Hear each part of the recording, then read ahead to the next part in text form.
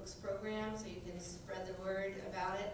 You know, it's a certificate. We just this year have made it a certificate of achievement, so that next year, starting in the fall, it will actually get to be noted on transcripts. And in the past, it's been just a local. So now it's noted on transcripts, and it's really, in this program, what the students do is they read all kinds of great, you know, literature from not only in the English language, but translations from other places. And we think that's really central to understanding, you know, to be part of the great conversation. And that's what the Great Books program is really all about. I also want to mention that we have a couple of new courses. One that's not going to be taught this year, it's a great novel. It'll be taught the next year. But another course I just want to mention to spread, so you can spread it out to others, is a new thing. It's a 1-unit course. It's English 25A, and it is, in that course we will read one novel. In this semester in the fall, it's The Brothers Karamazov. So, you know, if any of you guys are interested, it's just a 1-unit course, and there's more information back there. But of course we do have our other courses, English 5, which is the Intro to Great Books, which explains the program, and there's English 11, Literature by and About Women. There's our, you know, beginning survey course, English 46, and British Lit, you know. So anyway, I wanted to let you know about that, and we do have brochures and flyers out there that you can pick up on the way out tonight. Dr. Anita Johnson and myself will be around to answer any questions. She's going to be the Great Books coordinator starting midsummer, and I've been doing it for a couple of years. So that's that. The other thing I wanted to do before I get to our speaker is I wanted to give a shout out to the students that will be getting the certificate of training, and they've become what we call NPC Great Books Scholars. So we like to call our students that have taken all these courses and read so much, you know, great stuff. So I want to just, you know, say that. I don't know how many are here. If you're here, you could stand up if you want. But I think there's only a couple of them here. But anyway, one of them is Jennifer Cordier. And you can clap for each name. She can watch this video later, you know. Sophia Eggleston is another. George Madamo. And David Fletcher-Nah. Jesus Angel Montoya. Irving Santana. And Lauren Young. It's really a great honor to use. It's not easy to get this particular certificate. Okay, so now to our speaker. So Elliot Ruchowitz-Roberts will be speaking tonight, and you know, we at MPC, he was here before I taught, but I still think I know him because, well, as one of his colleagues said, he was always the smartest man in the room. That was Dave Clemens. He has a really good reputation here. He was at MPC for 32 years. He retired in 1996, right? Yeah, and he taught composition, literature, speaking, communications, and humanities. So, but, you know, he's done a lot since and before. So, first of all, he's a writer. He has been the author of 2 chapbooks of poetry. One is To Marry After 8, and the other is Sweet Taste, The Sweet Taste. He co-edited a college book, textbook, Bridges, which I've heard of, and that's a pretty good book. Co-editor, co-translator of 2 works from the Telugu, Sudha Nectar by Chalam, and the selected verses of Vemana, both of which have been adapted into UNESCO's collection of representative works, Indian series. and he co-authored a book called Bowing to Receive the Mountain, essays by Lynn Jensen, and poetry by Elliot by him. His poetry has appeared in various journals and anthologies. White Fire is his collection of poems, and it was published in May 2017. We have both the Bowing to Receive the Mountain and White Fire for him to sign if you want to, buy a copy and he can sign, and that'll be after the reading. I mean, after the speech. But he's also active in other ways. He's the poet in the schools for the Carl Cherry Center for the Arts, where he presents poetry writing workshops in high schools throughout Monterey County. He coordinates the annual Monterey County High School Poetry Awards. He serves as vice president of the Robinson Jeffers Torhouse Foundation in Carmel. He coordinates the foundation's annual prize for poetry and its annual reading series. And he serves as a tour docent. He coordinated the National Endowment for the Arts, The Big Read, the poetry of Robinson Jeffers, during which he read and performed Jeffers' poetry at venues throughout Monterey County. He taught haiku writing workshops and the poetry of Robinson Jeffers for the Osher Lifelong Learning Institute. And he has served for many years on the board of the American Civil Liberties Union of Northern California and in the Monterey chapter. So, there's nothing else. I welcome you, and I look forward to hearing what you're going to say.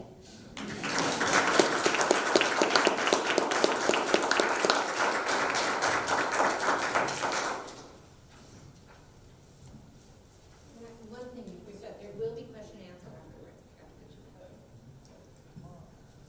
Well, introductions like that always scare me because they create expectations, and I don't know whether I've ever been the smartest man in the room. I think David is being very, very generous there.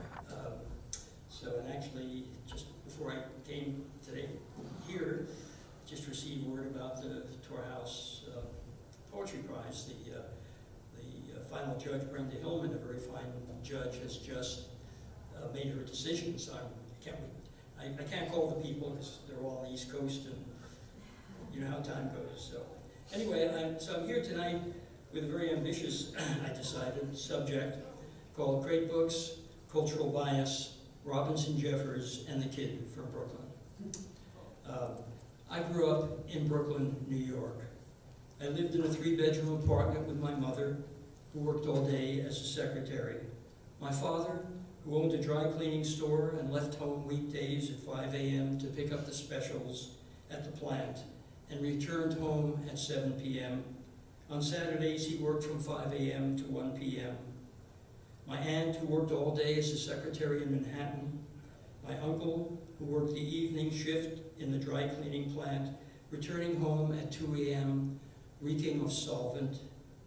My brother, 3 years my younger, who slept with my parents in their bedroom.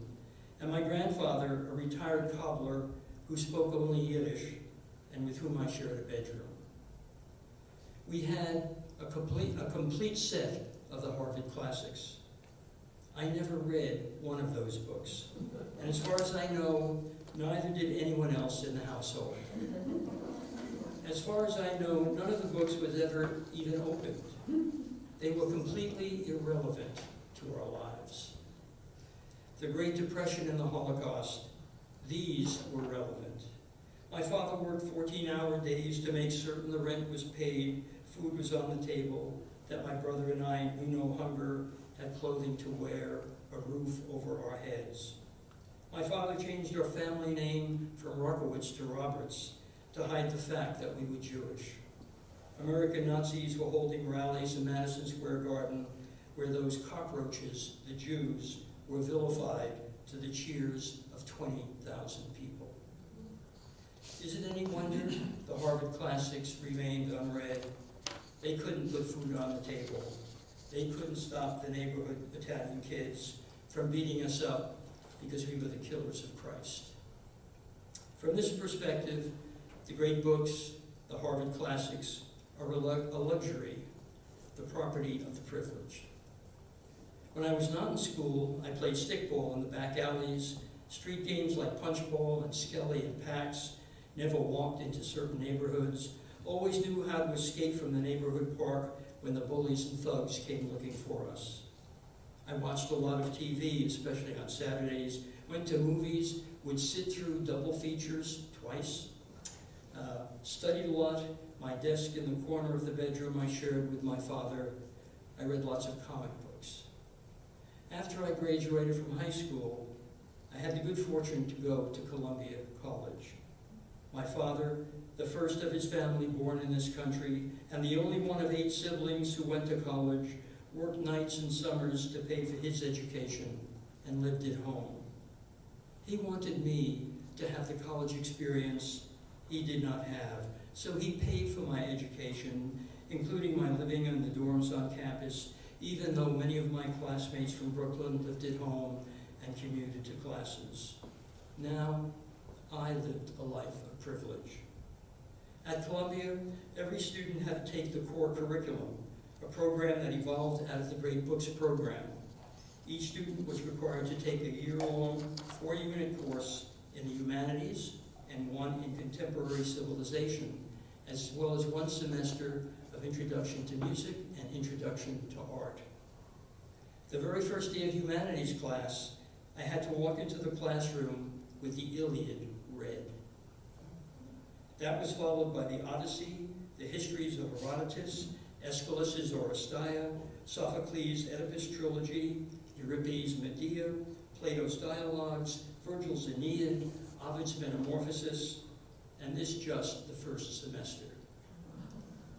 In contemporary civilization, I was reading selections from Plato, Aristotle, St. Augustine, Descartes, Hobbes, and Rousseau, among others. The joy and wonder are difficult to describe. From playing stickball in the back alleys of Brooklyn to reading Homer, Sophocles, and Virgil was like traveling to some distant galaxy.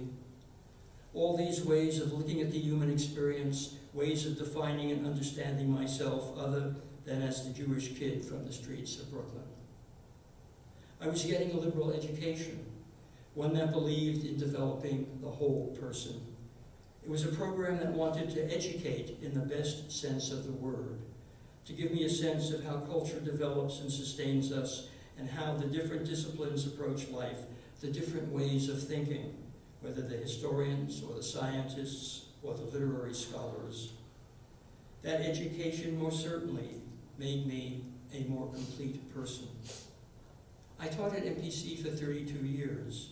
I'm a firm believer in a liberal education, in the role of great books in that education. The program developed here at MPC by David Clemens and now coordinated by Paula Gilbert, next year by Dr. Anita Johnson, is exemplary. It is, I might add, the only such program in the 113 community colleges in California. At the same time, given the world we live in, the challenges we face, my enthusiasm for Great Books programs is tempered by 2 considerations. First, might not the Great Books concept reinforce and strengthen cultural biases which limit rather than enhance the potential of the individual? Second, might not the Great Books have contributed unintentionally and indirectly to the ecological crisis that we face today? The original context of the Great Books program was the Great Books of the Western world. Mortimer Adler, one of the founders of the Great Books program, held the narrow view of Great Books as almost entirely the product of Western white males. This certainly was the context of my studies at Columbia. I'm hard-pressed to remember women or people of color included in the canon. I grew up sexist, racist, and homophobic. That came with the territory of being a kid from the streets of Brooklyn. My liberal education did nothing to change any of that.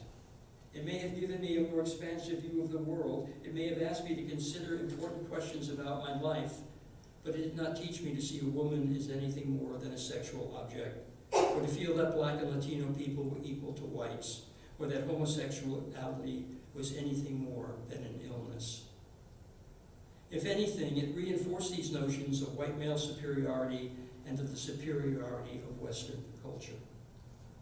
So any Great Books program needs to be tempered with the understanding of the subtle and not so subtle ways of setting the literary canon, how that can reinforce cultural biases, or simply be a reflection of the limitations and the biases of those who set the standards. Let us look at the poet Robinson Jeffers as a case in point.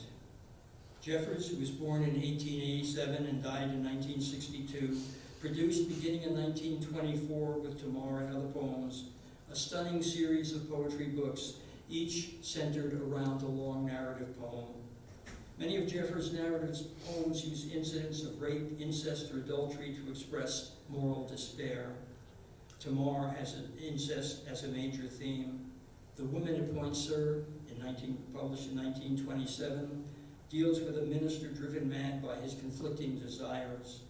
The title poem of Carter and Other Poems, published in 1928, is based on the myth of Phaedra.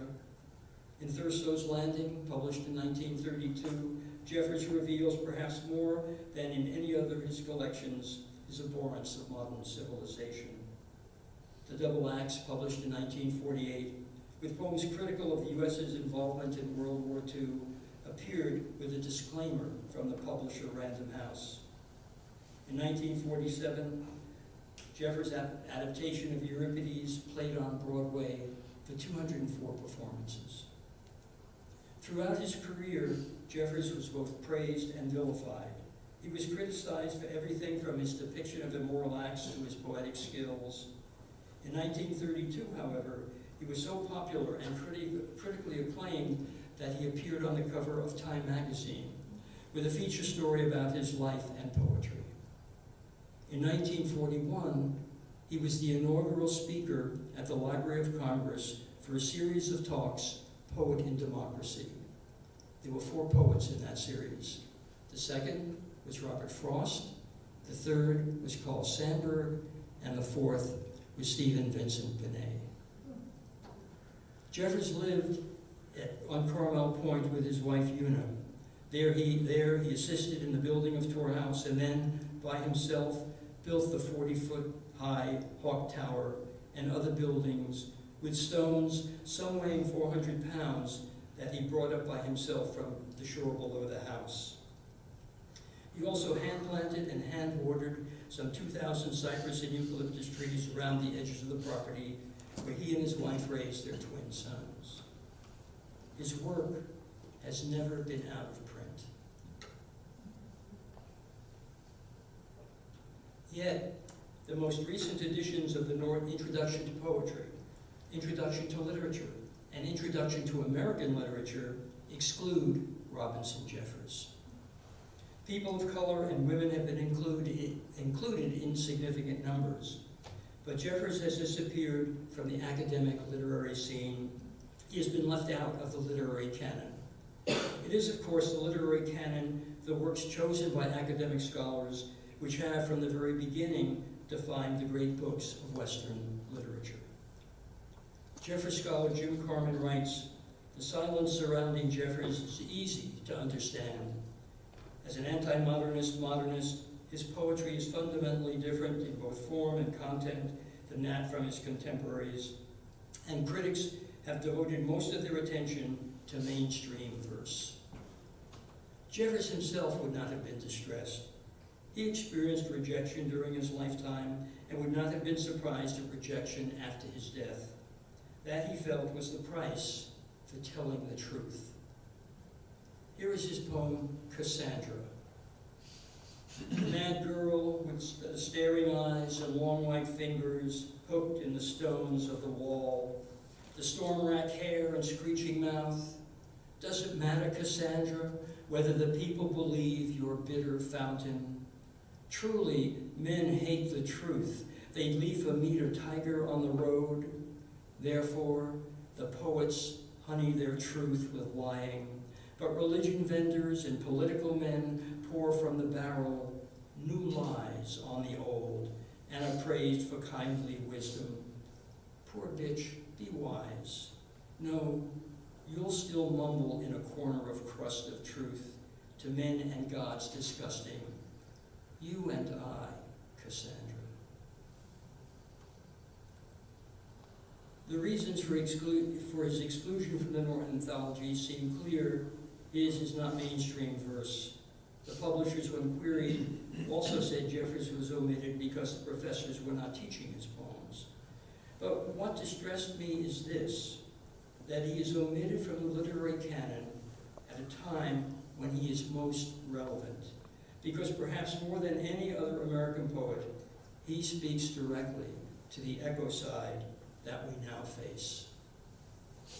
Sometime in the last years of his life, he wrote the following, only published in the collected works of Robinson Jeffers after his death. The polar ice caps are melting. The mountain glaciers drip into rivers. All feed the ocean. Tides ebb and flow, but every year a little bit higher. They will drown New York, they will drown London, and this place where I have planted trees and built a stone house will be under the sea. The poor trees will perish, and little fish will flicker in and out the windows. I built it well, thick walls and Portland cement and gray granite. The tower, at least, will hold against the sea's buffeting. It will become geological, fossil, and permanent. What a pleasure to mix one's mind with geological time and with astronomical relaxity. There's nothing like astronomy to take the stuff out of man, his stupid dreams and red rooster importance. Let him count the star swirls. Red rooster importance, that is self-centeredness, the belief that humans are singularly most important species on the planet, and as such, we cannot act in any way as long as it benefits us. Just look at how humans, who should know better, produce such harm to the environment, to other life forms, to ourselves. Several days ago, the Washington Post reported on a United Nations report. And the report goes, 1 million plant and animal species are on the verge of extinction, with alarming implications for human survival, according to a United Nations report released Monday. The landmark report by 7 lead co-authors from universities across the world goes further than previous studies by directly linking the loss of species to human activity. It also shows how those losses are undermining food and water security as well as human health. I'd sooner, Jeffers writes in his poem Hurt Hawks, accept the penalties, kill a man than a hawk. Over the years, he developed his distinctive philosophy of inhumanism. In developing this philosophy, Jeffers drew on his extensive reading in philosophy, religion, mythology, and science, readings which included Schopenhauer, Nietzsche, Lucretius, and historians such as Giambattista Vico, Oswald Spengler, and Flinders Petrie. Jeffers coined the word inhumanism, the belief that humans are too self-centered and too indifferent to the astonishing beauty of things. We must, Jeffers writes in his poem Cromwell Point, uncenter our mind from ourselves. We must unhumanize our views a little.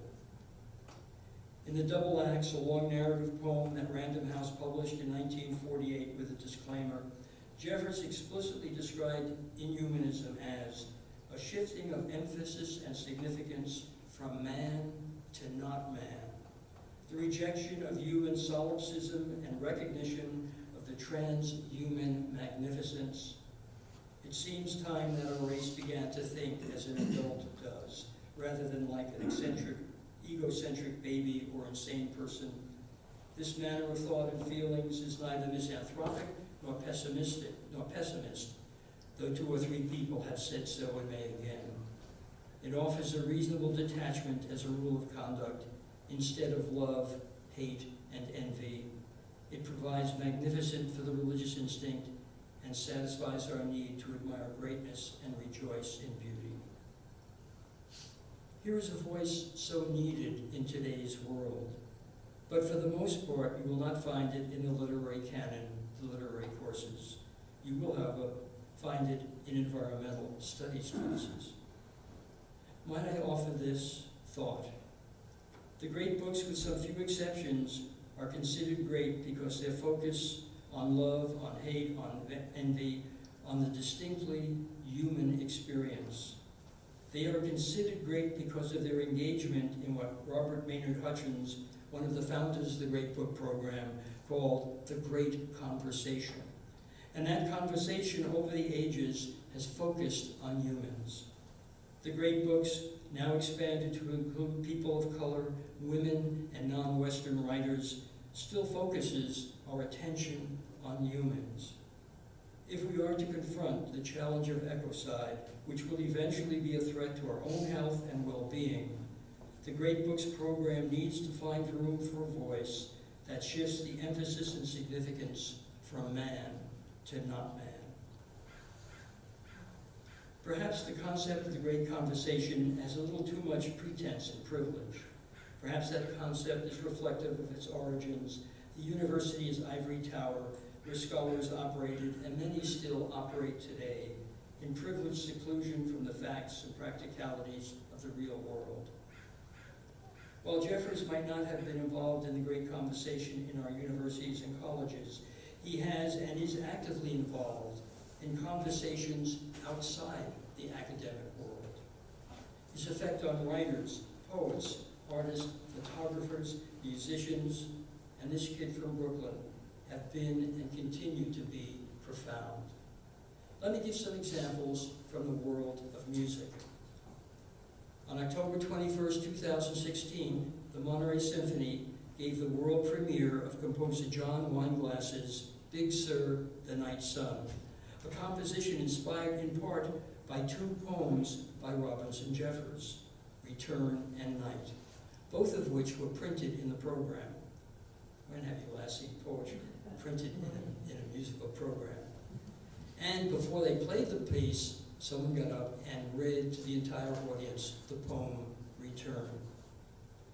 On April 19th of this year, internationally known violinist Edward Wisinga and pianist Jonas Bonetta presented the world premiere of their composition, Dark Watchers, at the Big Sur Land Trust Glendevan Ranch. The 2 were given a grant by the Land Trust to compose a piece of ambient music, a composition incorporating natural sounds with instrumental music and images. One of the 10 pieces of the one of the 10 sections of the piece is entitled Come, Jeffers. It includes the reading of Jeffers' poem, O Lovely Rock. The title, Come, Jeffers, is the last line of Jeffers' poem, The Bed by the Window. While composing the piece, Wisinga and Bonetta spent their days walking in Big Sur and recording the ambient sounds. In the evenings, with no TV, no Wi-Fi, or no cell phone reception, they sat in front of the fire, reading Jeffers' poetry to each other. In 1973, the Beach Boys released their album, Holland. Cut 4 on side 1 is California Saga, The Beaks of Eagles. It consists of Al Jardine reading Jeffers' poem, The Beaks of Eagles, with musical interludes. Numerous musicians have been in conversation with Jeffers, including several who have used his adaptation of Euripides' Medea as librettos in operatic pieces. I could talk about Jeffers and the 3 major photographers of this area, Edward Weston, Ansel Adams, and Morley Bear. Here is what Edward Weston wrote about Robinson Jeffers in his day books. He took many photographs of Jeffers, right? I took 3 dozen negatives. This is the day when you didn't use your cell phone, but you actually had plates, you had to go develop them. I made 3 dozen negatives. It was another great day, but now I realize, knowing him better, that Jeffers is more himself on great days. He belongs to stormy skies and heavy seas. Without knowing his work, one would feel in his presence greatness. I did not find him silent, rather a man of few words. Jeffers' eyes are notable, blue, shifting, but no sense furtive, as though they would keep their secrets, penetrating, all-seeing eyes. Despite his writing, I cannot call him misanthropic. His is the bitterness of despair over a humanity he really loves. I could talk about the numerous poets who have been profoundly influenced by Jeffers. William Everson, Ivor Winters, Gary Snyder, Dana Gioia, Mark Jarman, and Robert Haas. And we were mentioning the big read. It was Dana Gioia who had the big read of Robinson Jeffers when he was chair of the National Endowment for the Humanities. He figured no one would accept it because Jeffers was such an anathema. So he had this very clever scheme where the first big read was of Longfellow on the East Coast. Everybody was kind of, oh, that sounds great. Well, now we have to do a West Coast poet. We'll do Jeffers. So he kind of snuck Jeffers in there. But, you know, profoundly influenced by Jeffers. I could talk about the painters and sculptors drawn to Jeffers who did portraits and busts, all part of a great conversation with Jeffers. What binds the authors together in an intellectual community, Mortimer Adler wrote, is the great conversation in which they are engaged. In the works that come later in the sequence of years, we find authors listening to what their predecessors have had to say about this idea or that, this topic or that. They not only hearken to the thought of their predecessors, they also respond to it by commenting on it in a variety of ways. One of my favorite poems is Axe Handles by Gary Snyder. The poem speaks directly to the great conversation, but with a simplicity and lack of pretense that are refreshing. It also takes us outside the world of Western thought. Axe Handles.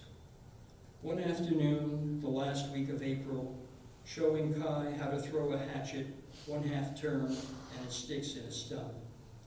He recalls the hatchet head without a handle in the shop and gets it and wants it for his own. A broken off axe handle behind the door is long enough for a hatchet.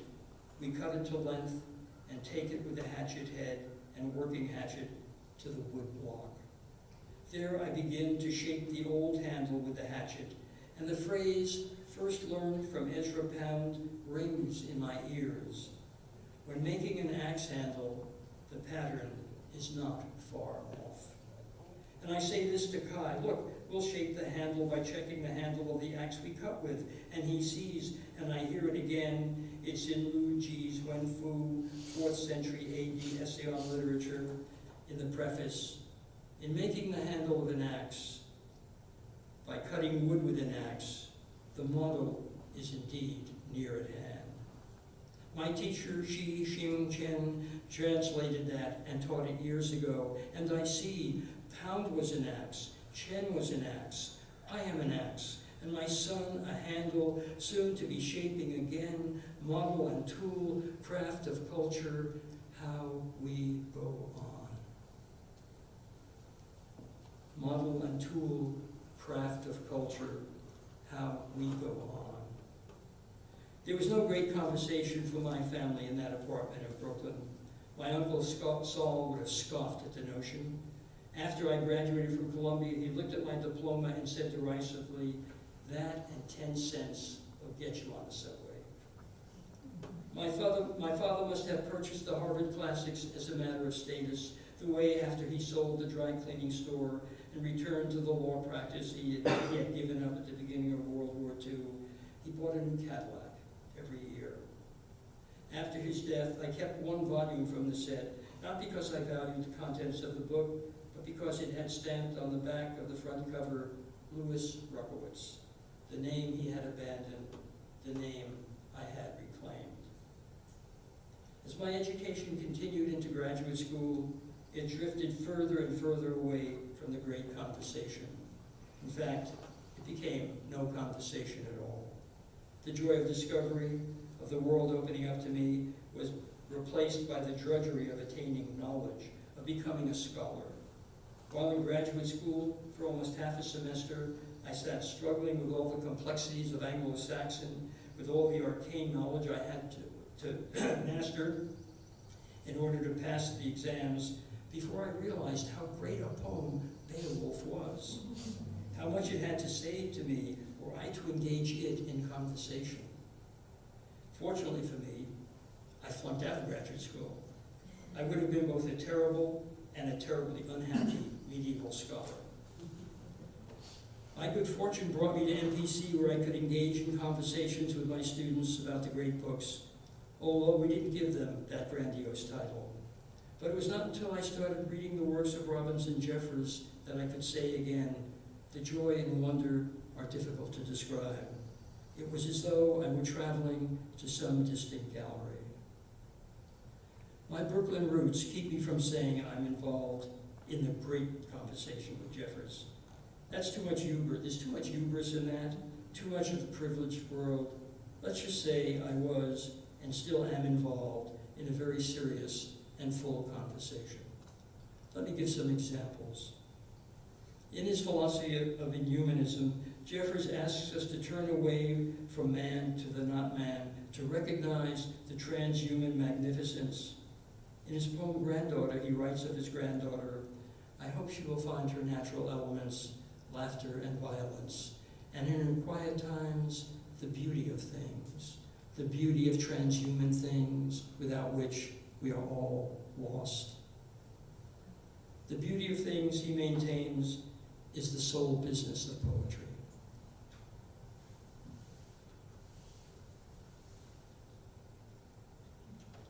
And here's his poem, The Beauty of Things. To feel and speak the astonishing beauty of things, earth, stone, and water, beast, man and woman, sun, moon, and stars, the bloodshot beauty of human nature, its thoughts, frenzies, and passions, and unhuman nature, its towering reality. For man's half-dream, man, you might say, is nature dreaming, but rock and water and sky are constant. To feel greatly, and understand greatly, and express greatly the natural beauty is the sole business of poetry. The rest's diversion, those holy or noble sentiments, the intricate ideas, the love, lust, longing, reasons, but not the reason. When the kid from Brooklyn was a college student in New York City, living on the third story of an old brownstone, I woke one night to something crawling over my bare arm. When I turned on the lamp, I saw a small cockroach crawl across the floor and disappear into the lowest row of books on my bookshelf. When I reached over and picked up one of the books, from its spine, hundreds of cockroaches came spilling out. I hastily put on my slippers and crushed as many of them as I could underfoot, then pressed the spine of the book to the floor to kill those that had not fled. When I picked up a second book, the same. Hundreds of cockroaches, some running up my arm, some falling to the floor and fleeing under the bed or closet door, some racing over the surface of the book and my fingers. I soon found that cockroaches had nested in the spine of every book of my bookshelf, probably a lot of them the great books too. I remember Shakespeare very definitely. Much to my horror, disgust, and sense of violation. Essentially, for house pests, these feelings define my relationship with the everyday urban animal world I knew. Rats, mice, houseflies, mosquitoes, pigeons, ants, cockroaches. And these feelings extend into the natural world beyond the apartment, beyond the city streets. I left cities 53 years ago. I moved to one of the most beautiful places on this planet where we all live, and I'm all grateful for it. And I began reading Robbins and Jeffers. I have lived under redwood trees and California oak, by the ocean in the mountains, and I have continued to read Jeffers. I am touched by the astonishing beauty of things, led there in great part through my conversation with Jeffers.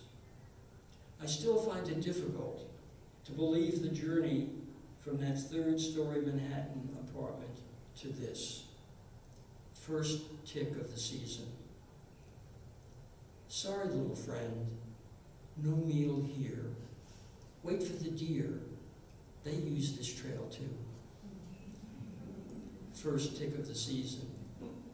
Sorry, little friend, no meal here. Wait for the deer. They use this trail too. In 1982, in The Fate of the Earth, Jonathan Shell wrote about the possibility of a nuclear war. He wrote, looking at the consequences of such a war forces even the most reluctant person to confront the unthinkable, the destruction of humanity, and possibly most life on Earth. I was certainly reluctant, but there was Jeffers, who had already confronted these issues, speaking to me, part of the conversation with Jonathan Shell. On reading The Fate of the Earth for Robinson Jeffers. I hear in the rock your silence above the roar of surf, storm, wind, gull screech, sea lion yelp. You watch in craggy featured disinterest.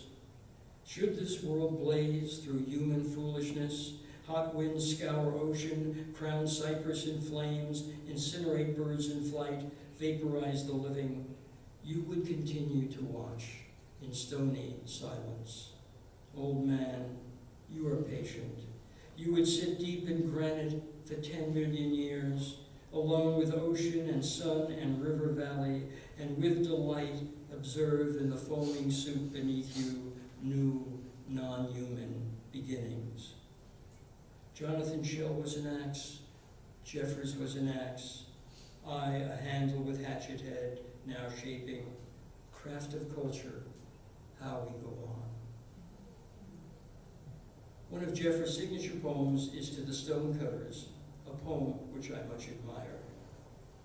Stonecutters, fighting time with marble, you four defeated challenges of oblivion, each cynical earnings, knowing rock splits, records fall down, the square-limbed Roman letters scale in the thaws, where in the rain. The poet as well builds his monument mockingly, for man will be blotted out, the blithe earth die, the brave sun die blind and blackened to the heart. Yet stones have stood for 1,000 years, and pain thoughts found the honey of peace in old poems.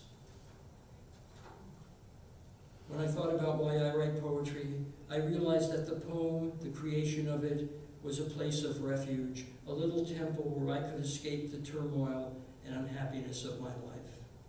And lines from To the Stonecutters were part of my continued conversation with Jeffers. Little poem, temple, where for a brief time I have come to pray. For what is prayer, if not forgetfulness of self, refuge from memory and mayhem, the distinctly human? Little poem, rosary over whose beads the mind fingers its way to that place where betrayal and hurt do not matter, where success and failure do not matter, whether others touch you tenderly does not matter, enough that you offer sanctuary from pastures the mind continually grazes.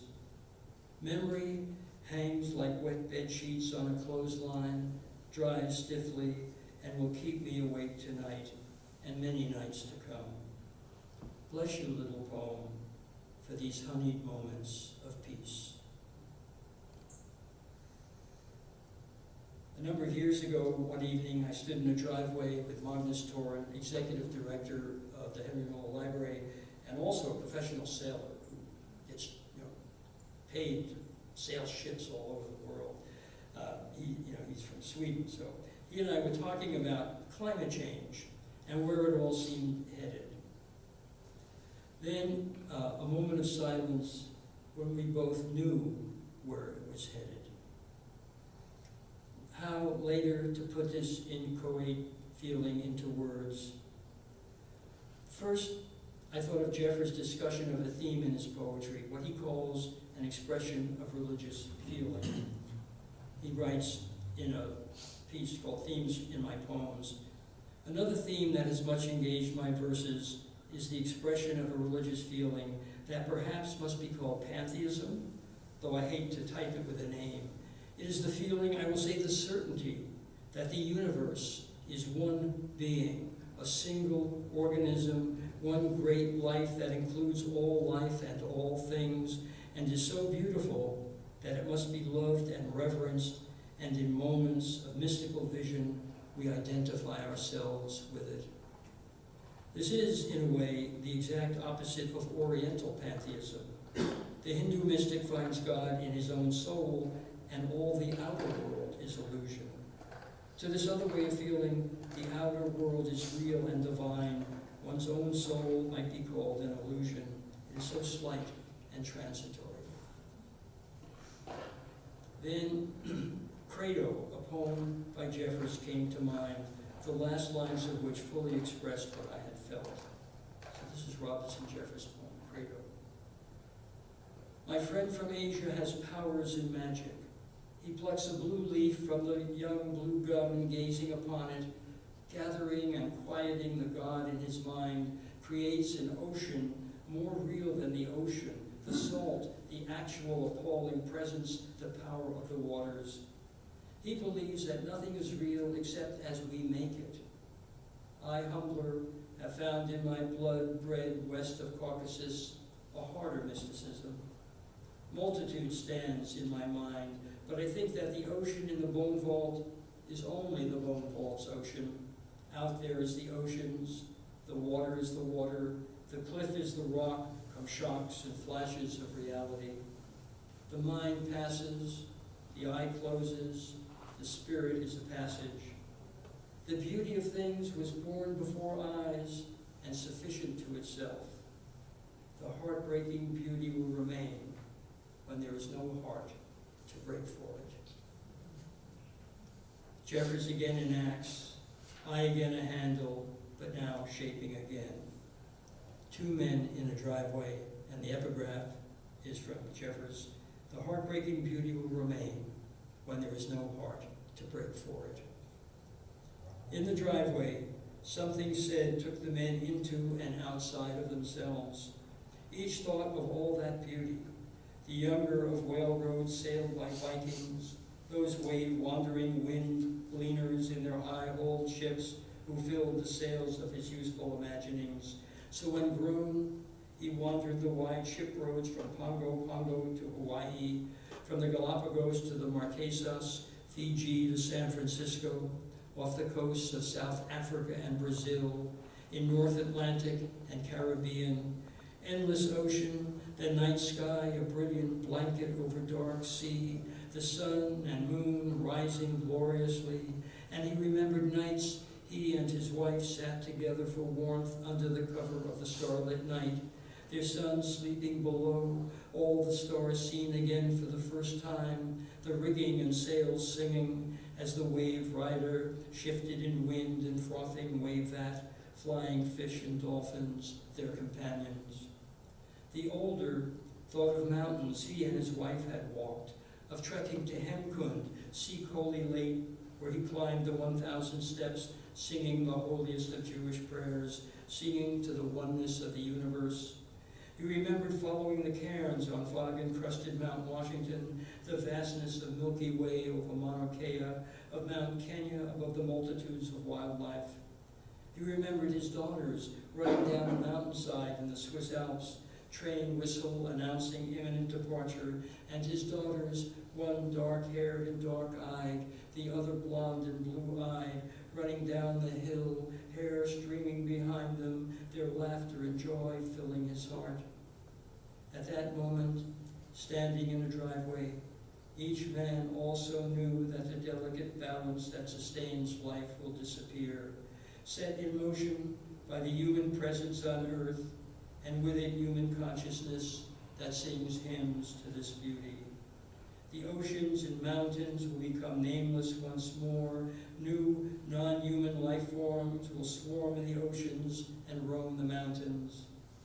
The heartbreaking beauty will remain when there is no heart to break for it.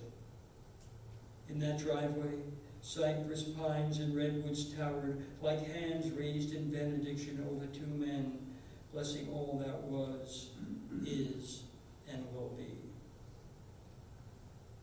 Model and tool, craft of culture, how we go on. I would like to end with one last poem by Robinson Jeffers, one that I recite to myself often these days.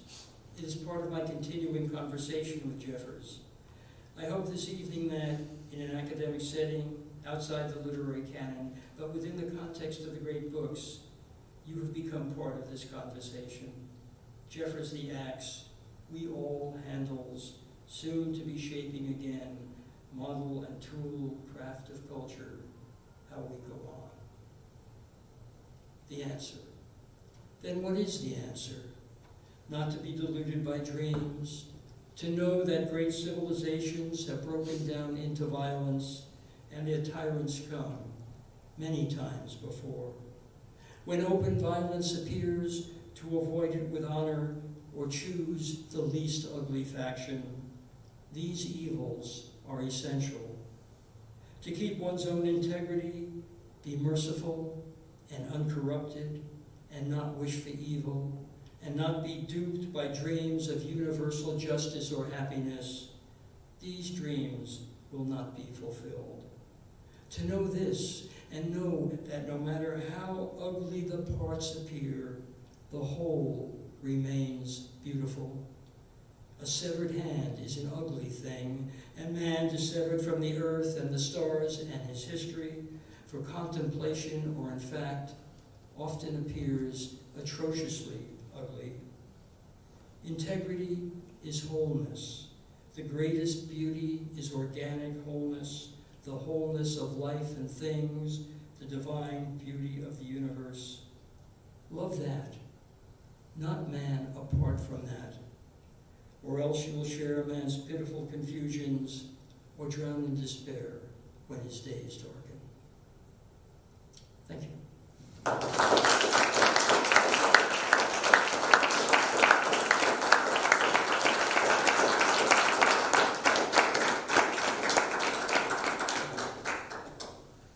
Any questions? The last one? It's called The Answer.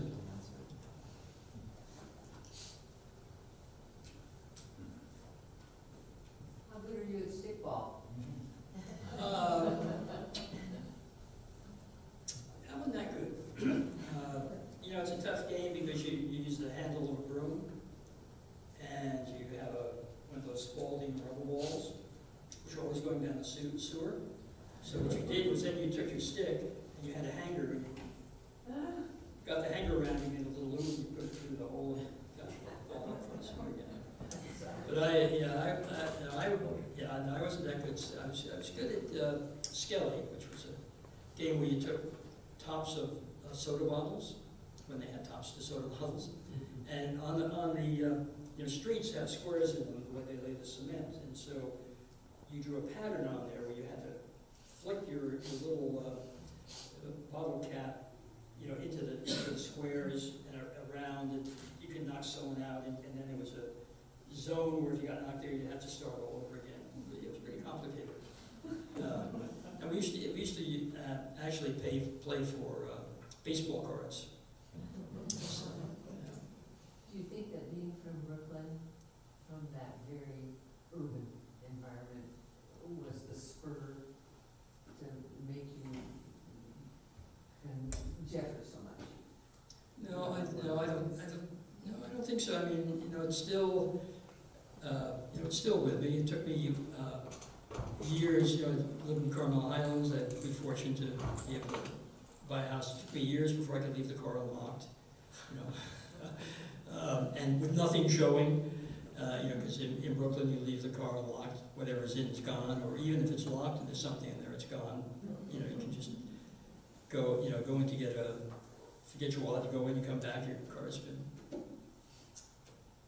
burglarized. So I remember, my father, one of the things, there's so much to, one of the things in terms of trying to protect us, I remember my father, we had a big metal door, and it had, you know, bolts on it. And I remember every night I could hear him doing all the bolts.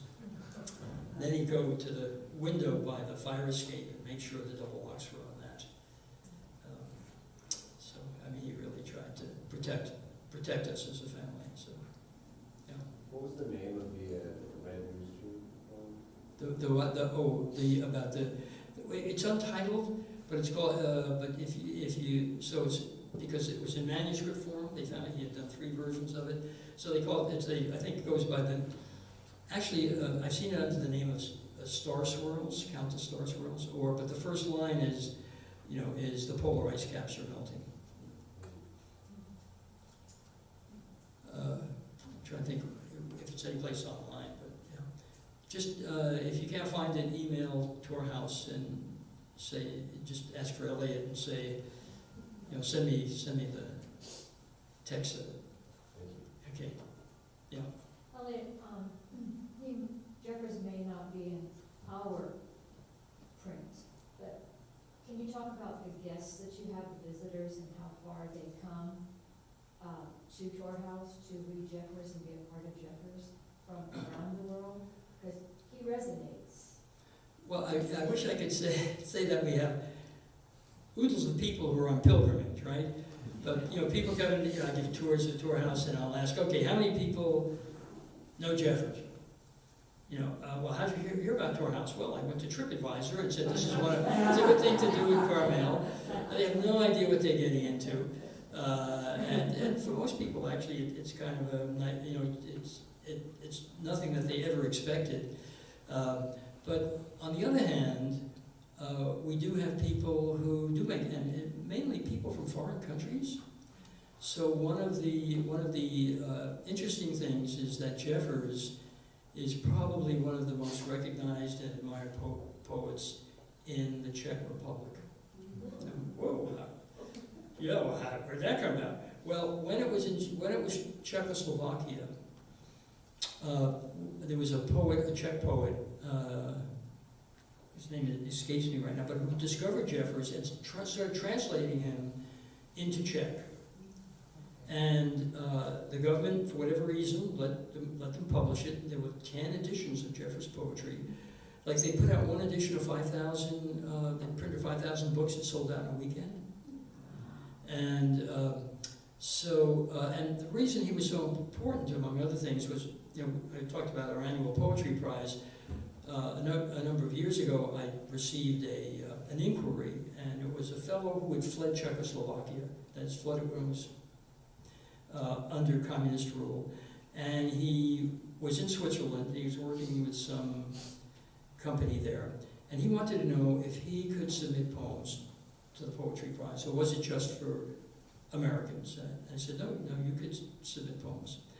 And he said, because it was, and the reason he wanted to submit poems, he said it would be a great honor to submit poems, because Jeffers had meant so much to the Czechs when it was under communist rule, because in his poetry they found a vision of freedom which gave them hope. And in fact, I met, there used to be this wonderful consular attaché who was in LA, and so anytime she'd accompany people up to San Francisco, they'd always stop into our house. And we had the translations of Jeffers into Czech, so I'd give tours and I'd read the English and she'd read the Czech.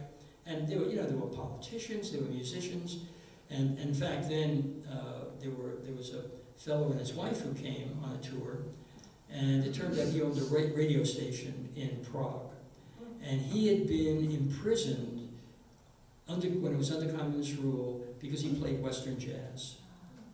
And so, you know, so he actually invited me out to come give a reading, and it was going to be my late wife and my 50th anniversary. Well, what the hell? So we went to Prague, and I gave 2 readings there, and one of them was at his radio station, and it was right next to the Parliament building. In fact, the chairs everyone was sitting on were from the Parliament building. And this gentleman got up and translated for me when I gave a little talk about some photographs on the wall. And I found out later he was the Minister of Defense. Now, can you imagine that in this country, the Minister of Defense is in a poetry reading, and you know, and he's translating. So it's another world, right? But Jeffers is really one that, well known and wonderfully admired in the Czech Republic. So we see a lot of people from the Czech Republic coming through. And of course we do have people who come who know Jeffers, but a lot of people who just kind of wander in because they see the Hawk Tower.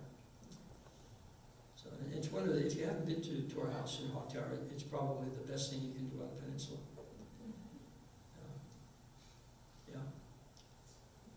Well, I have to confess that I was a student of yours when I was in high school. You what? I was a student of yours when I was in high school, and it was 8 a.m. Monday, Wednesday, Friday. But then, there was a time that I was also writing about the wrestling teams and all that stuff at the Herald, so I was having a hard time getting to your class. And we had a mutual agreement that I would go out to class, and now 49 years later, I think I shouldn't. It was probably very early in my teaching career. I know there's statutes of limitations on this. Yeah. No, but it was wonderful then, and it was just a matter of time. But the thing is, I think your message of hope tonight is very refreshing, because I think, we have to have it. We have to think outside of ourselves and hope for the future of our universe, and our many universes that we're discovering. Because, I guess when Pluto becomes a subplanet, we can't have to think that things change and climates change, philosophies change, and we have to thank those who set the foundation, like Protestant Jeffers, and give us hope. And I do remember the cottage house and my existence in Pacific Grove, where the Vietnamese teacher is spreading our room, and the artist has got an apartment in the back, and this is how we make ends meet as immigrants. So thank you. Can I come back and take your class? Actually, I'm teaching all the classes now. I know, Jonas, tell me. You can come to high school classes. The poetry writing workshops are terrific. We'll share haiku. Excuse me? We'll share haiku. What? Haiku, we'll share our. Oh, yeah, I could, yeah, okay. Okay, Are there books that you would suggest for Great Books programs that decentralize the human? well, obviously Jeffers, but, I'm probably not well read enough to know beyond that. So, I didn't read the Harvard classics when I was a kid, and I'm not a huge reader, it turns out. I much prefer, being out walking, being active.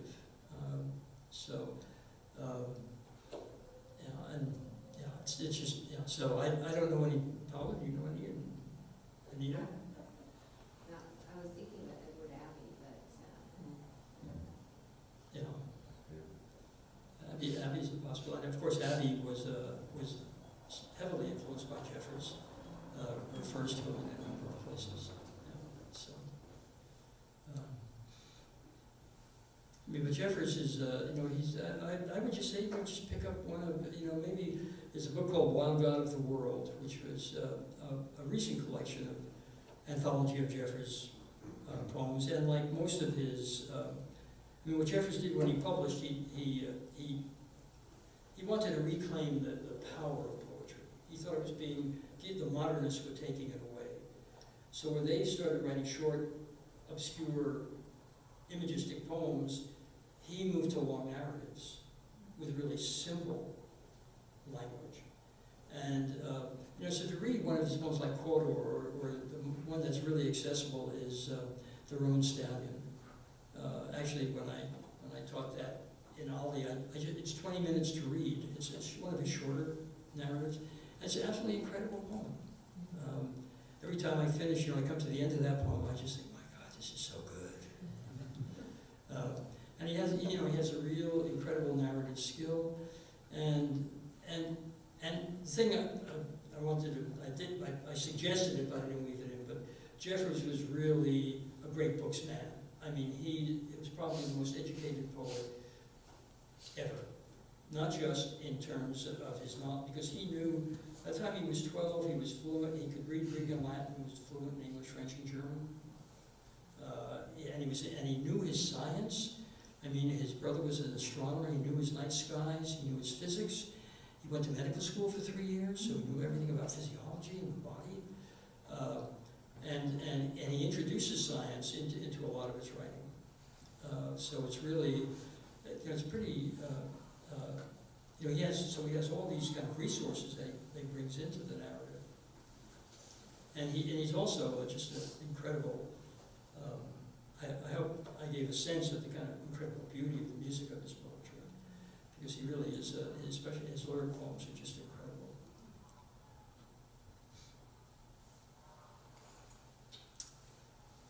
Anything else?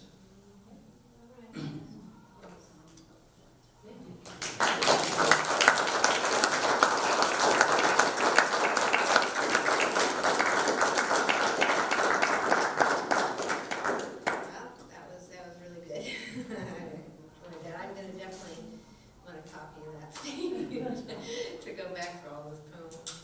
But we will, hopefully, if the video is done well enough, we'll have it on our NBC Great Books site, so you can also listen to speech again. But now what we're going to do is he can sign his books, and we're going to do it where? Over here? Sign over there. The books are back there if you want to buy them, and then he can sign them over here.